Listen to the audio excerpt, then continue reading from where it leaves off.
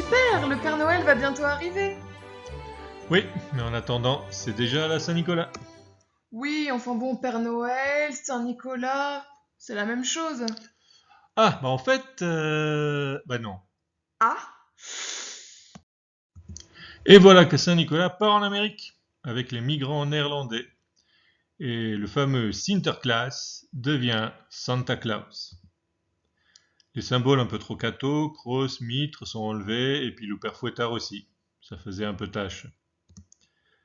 Et puis il devient Père Noël et transforme Noël en une fête familiale axée sur la consommation, qui a lieu le 25 décembre au lieu du 6 décembre.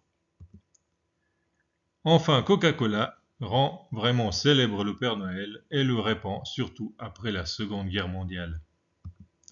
Et voilà, Saint-Nicolas est transformé en un personnage imaginaire qu'on attend le 24 décembre. Ah, donc en fait, contrairement au Père Noël, Saint-Nicolas, lui, a vraiment existé. Exact! Et oui, Saint-Nicolas est un personnage historique. Il est né à Patara, en Lycie, l'actuelle Turquie, vers 270. Et puis il meurt le 6 décembre 335 à Myre, ville dont il est évêque, et c'est pour ça qu'on le fête le 6 décembre. Il vient d'une famille riche, mais il est orphelin très tôt. Vers l'an 300, il devient évêque et il est torturé par les Romains. Il donne aussi sa fortune à ceux qui en ont plus besoin, comme les pauvres. Et ses reliques sont ramenées à Bari, en Italie, et puis après en Lorraine, en France. Et c'est pour ça que Saint-Nicolas est très connu dans l'Est de la France. Et donc, le Père Fouettard, c'est aussi un personnage historique? Ah bah en fait, non. Ah? Saint-Nicolas a rapidement été entouré de légendes qui en ont fait l'ami des enfants. Le père Fouettard est lié à cette tradition, mais Saint-Nicolas n'a jamais connu de père Fouettard. En plus, il était super sympa, il donnait des cadeaux. Pourquoi lui rajouter un Père Fouettard qui n'hésitait pas à punir les enfants qui n'étaient pas sages? En effet, tu as raison.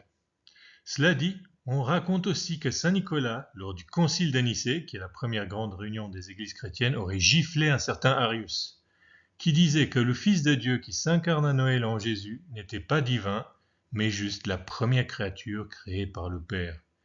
Et là, Saint Nicolas, aïe, il aurait d'ailleurs fait un peu de prison à cause de ça. Ah!